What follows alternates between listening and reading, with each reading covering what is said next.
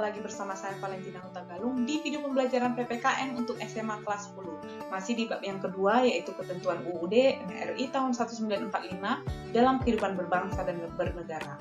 Hari ini kita akan membahas subbab yang kedua, yaitu warga negara dan penduduk.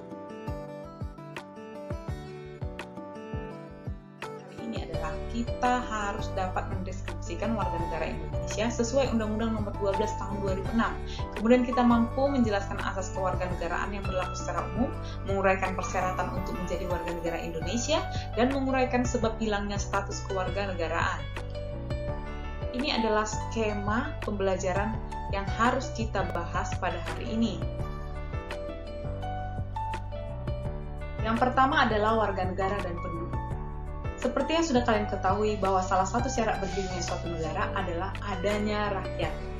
Jadi, warga negara dan penduduk dapat dikatakan rakyat. Tetapi, warga negara dan penduduk itu berbeda. Seorang penduduk belum tentu disebut seorang warga negara, dan seorang warga negara belum tentu merupakan seorang penduduk. Jika kalian amati, kalian sering menjumpai orang asing di Indonesia, misalnya di Pulau Bali. Mereka bahkan menetap di Indonesia. Ada juga yang menikah dengan orang Indonesia. Lantas, apakah mereka dapat disebut sebagai warga negara Indonesia? Atau apakah mereka dapat disebut sebagai penduduk Indonesia?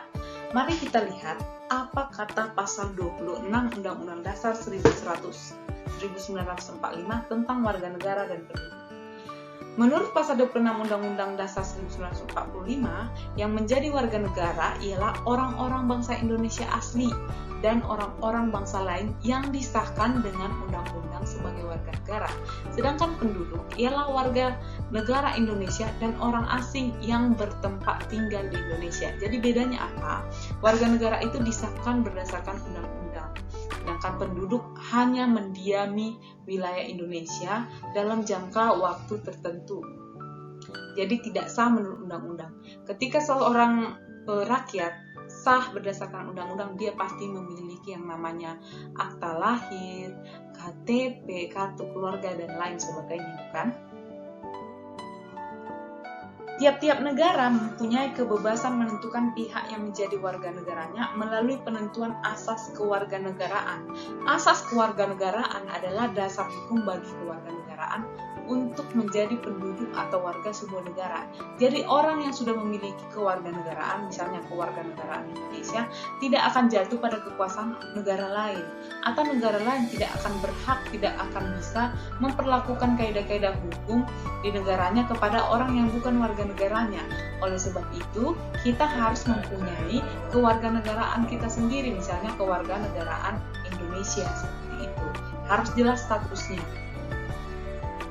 Secara umum, ada dua asas kewarganegaraan yang diterangkan oleh suatu negara. Yang pertama adalah ius sanguinis. Ius sanguinis atau law of the blood adalah penentuan status kewarganegaraan seseorang berdasarkan pertalian darah atau keturunan. Negara yang menganut asas ini akan mengakui kewarganegaraan seorang anak sebagai warga negaranya apabila orang tua anak tersebut memiliki status kewarganegaraan setempat. Jadi seorang anak yang lahir dari orang tua yang memiliki kewarganegaraan berdasarkan ius sanguinis berhak mendapatkan status kewarganegaraan ayah ibunya. Negara yang menganut asas ius sanguinis ini antara lain Italia, Jepang, Jerman, Islandia, Tiongkok, Finlandia, India, dan lain sebagainya. Kemudian yang kedua ada asas ius soli atau law of the soil. Adalah penentuan status kewarganegaraan seorang berdasarkan tempat kelahirannya. Negara yang menganut asas ini akan mengakui status kewarganegaraan seorang anak apabila anak tersebut lahir di wilayah negaranya. Negara yang menganut asas ius soli antara lain Argentina, Barbados, Bolivia, Brasil, Kanada, dan lain sebagainya. Tetapi ada pula negara yang menganut sistem kewarganegaraan keduanya, menganut ius sanguinis dan juga menganut ius soli, sehingga ada istilah-istilah yang menyangkut kedua asas tersebut. Yang pertama, bipatrit. Bipatrit merupakan sebutan untuk orang yang memiliki dua kewarganegaraan. Misalnya, di negara yang menganut ius soli atau tempat kelahiran, ada wanita yang merupakan warga negara yang menganut ius sanguinis. Ketika wanita itu melahirkan di negara ius soli, maka anak tersebut jadi memiliki dua kewarganegaraan, berarti bipatrit. Yang kedua, apatrit. Apatrid adalah kebalikan bipatrid. Apatrid adalah orang yang tidak memiliki kewarganegaraan. Ini bisa terjadi jika anak lahir di negara B yang menganut asas ius sanguinis, sedangkan orang tua berasal dari negara A. Si anak tidak dapat mendapat kewarganegaraan B karena lahir dari orang tua yang bukan warga negara B. Anak juga tidak mendapat kewarganegaraan orang tuanya atau negara A karena tidak lahir di negara A. Nah, itu dia apatrid. Artinya tidak memiliki kewarganegaraan. Kemudian yang ketiga ada multipatrid. Multipatrid ini adalah seorang yang memiliki 2 atau lebih kewarganegaraan. Hal ini bisa terjadi jika bipatrid menerima juga pemberian status kewarganegaraan lain ketika dia telah dewasa, namun tidak melepaskan status kewarganegaraannya yang lama. Asas kewarganegaraan secara umum. Lalu bagaimana dengan asas kewarganegaraan yang dianut oleh negara Indonesia?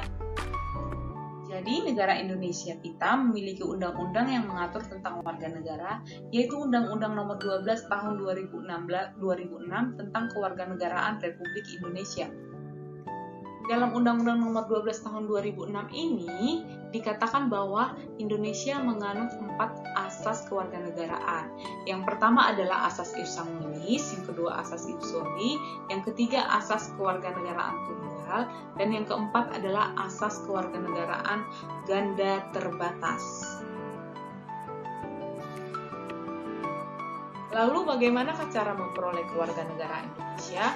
Berdasarkan ketentuan bahwa setiap orang berhak mendapat kewarganegaraan, maka negara Indonesia juga mengakui tata cara memperoleh kewarganegaraan melalui pewarganegaraan.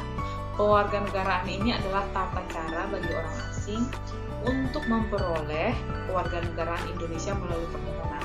Ada beberapa cara untuk memperoleh kewarganegaraan di Indonesia. Di sini ada 8, saya akan menjelaskan. Yang pertama itu melalui kelahiran.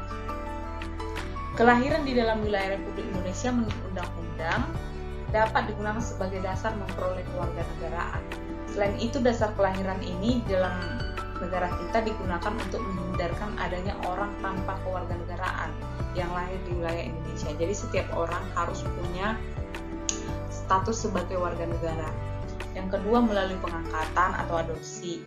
Jika ada anak yang orang tuanya berkewarganegaraan asing, kemudian anak tersebut diadopsi oleh seorang yang berkewarganegaraan Indonesia, maka anak tersebut akan menjadi warga negara Indonesia. Yang ketiga, melalui naturalisasi. Kalau kalian tahu Christian Gonzalez, pesepak bola Indonesia asal Uruguay, dia memperoleh kewarganegaraan Indonesia dengan cara naturalisasi. Jadi dia bergabung dengan timnas sepak bola Indonesia, dia memperkuat timnas Indonesia, lalu dia berdasarkan Menteri Hukum dan HAM, dia diakui sebagai warga negara Indonesia secara naturalisasi. Kemudian ada juga melalui pernyataan pemilih karena keturunan, perkawinan dengan warga negara Indonesia, diberi tawaran oleh negara Indonesia dan mengajukan permohonan untuk jadi warga negara Indonesia. Nah, itulah syarat tata cara untuk memperoleh kewarganegaraan di Indonesia. Sebagai warga negara Indonesia, kamu harus memiliki tanda dari adanya ikatan hukum. Contohnya adalah akta kelahiran, surat pernyataan, bukti kewarganegaraan. Bukti kewarganegaraan ini salah satu contohnya adalah kartu tanda penduduk yang akan kamu peroleh ketika kamu berumur 17 tahun. Seperti yang sudah saya katakan tadi, bahwasanya warga negara berbeda dengan penduduk. Kamu bisa saja dikatakan sebagai penduduk, tapi kamu bukan warga negara. Jadi siapa saja yang disebut dengan warga negara Indonesia? Yang pertama, setiap orang yang sebelum berlakunya undang-undang disebut sebagai warga negara Indonesia. Yang kedua, anak yang lahir dari perkawinan yang sah dari ayah ibu warga negara Indonesia. Kemudian anak yang lahir dari perkawinan yang sah dari ayah seorang warga negara Indonesia dan ibu dari warga negara asing. Atau sebaliknya, salah satu dari ayah dan ibumu adalah orang Indonesia, kamu sudah bisa disebut dengan warga negara Indonesia. Kemudian anak yang lahir dari perkawinan yang sah dari seorang ibu warga negara Indonesia dan ayah yang tidak memiliki kewarganegaraan atau hukum negara asal. Ini maksudnya ketika orang tuamu salah satunya adalah warga negara Indonesia, sedangkan ayahmu apatrid atau tidak memiliki warga negara, kamu sudah dapat disebut dengan warga negara Indonesia. Yang kelima, anak yang lahir dalam tenggang waktu 300 hari setelah ayahnya meninggal dunia dari perkawinan yang sah dan ayahnya adalah orang warga negara Indonesia. Walaupun ayahnya meninggal, tapi dia sudah 300 hari ada di negara Indonesia, dia tetap akan disebut sebagai warga negara Indonesia. Kemudian anak yang lahir di luar perkawinan yang sah dari ibu warga negara Indonesia dan lain sebagainya. Itu dia orang-orang yang dapat disebut sebagai warga negara Indonesia. Selain itu, untuk memperoleh kewarganegaraan Indonesia ada syarat-syarat yang harus kamu penuhi. Orang-orang yang tidak termasuk dalam kriteria warga negara juga bisa mendapat status sebagai warga negara Indonesia. Namun berdasarkan pasal 9 Undang-Undang Kewarganegaraan, terdapat syarat-syarat yang harus dipenuhi untuk dapat memperoleh kewarganegaraan Indonesia. Yang pertama, telah berusia 18 tahun atau sudah kawin. Yang kedua, pada waktu mengajukan permohonan sudah bertempat tinggal di wilayah negara Indonesia paling singkat 5 tahun berturut-turut atau paling singkat 10 tahun tidak berturut-turut. Yang ketiga, sehat jasmani dan rohani. Yang keempat, dapat berbahasa Indonesia serta mengakui dasar negara Pancasila dan Undang-Undang Dasar Negara Republik Indonesia tahun 1945. Kemudian tidak pernah dijatuhi pidana. Kemudian jika dengan memulai kewarganegaraan Republik Indonesia tidak menjadi berkewarganegara, artinya kamu bisa masuk ke Indonesia menjadi warga negara Indonesia setelah kamu melepas kewarganegaraanmu di negara asing. Jadi kita tidak mengakui adanya bipatrid. Yang ketujuh adalah mempunyai pekerjaan dan berpenghasilan tetap. Dan yang terakhir, membayar uang kewarganegaraan ke kas negara. Ini adalah biaya administrasi. Selain dapat memperoleh kewarganegaraan Indonesia, seseorang juga bisa kehilangan kewarganegaraannya. Faktor penyebab seseorang kehilangan kewarganegaraannya, misalnya karena dia ingin menjadi warga negara asing atas kemauannya sendiri, kemudian tidak menolak atau tidak melepaskan kewarganegaraan lain. Kemudian dinyatakan hilang kewarganegaraannya oleh presiden atas permohonannya sendiri, atau masuk dinas tentara asing tanpa izin terlebih dahulu dari presiden, atau secara sukarela masuk dalam dinas negara asing. Kemudian mempunyai paspor atau surat yang bersifat paspor dan negara asing atau surat yang dapat diartikan sebagai tanda kewarganegaraan yang masih berlaku dari negara lain, atau bertempat tinggal di luar wilayah negara Republik Indonesia. Ketika kamu melakukan hal-hal tersebut, maka kewarganegaraanmu sebagai warga negara Indonesia akan hilang. Tetapi kamu juga bisa melepas kewarganegaraanmu sebagai warga negara Indonesia secara resmi, lalu kemudian memperolehnya kembali. Jadi warga negara Indonesia tidak bisa melepas kewarganegaraannya tanpa alasan yang jelas ya. Untuk melepas status kewarganegaraan, pemohon atau orang yang mau melepas ini harus memiliki kewarganegaraan lain terlebih dahulu sebelum mengurus permohonan kehilangan kewarganegaraan Indonesia. Permohonan kehilangan kewarganegaraan Republik Indonesia diajukan secara tertulis oleh orang yang bersangkutan kepada presiden melalui menteri. Permohonan ini dibuat dalam bahasa Indonesia di atas kertas bermaterai, sekurang-kurangnya memuat nama lengkap, tempat tanggal lahir, alamat tempat tinggal, pekerjaan, jenis kelamin, status perkawinan, dan alasan permohonan kenapa melepaskan status kewarganegaraannya dari Indonesia. Kemudian seseorang yang sudah kehilangan kewarganegaraannya tadi dari Indonesia dapat kembali memperolehnya dengan mengikuti prosedur negara. Jadi untuk memperoleh status kewarganegara ini, pemohon harus melepaskan terlebih dahulu kewarganegaraan asing agar tidak menyebabkan statusnya menjadi berkewarganegaraan ganda.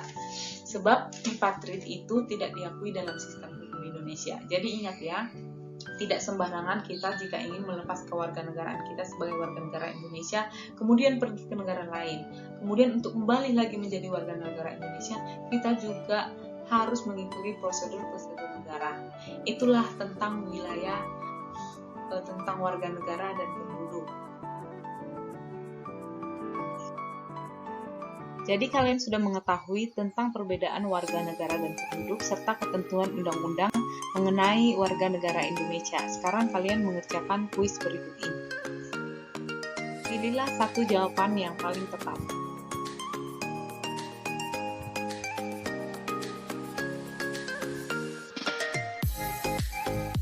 Baik, pembelajaran hari ini kita akhiri sampai di sini. Semoga video ini bermanfaat buat kalian semua dan sampai jumpa di video selanjutnya.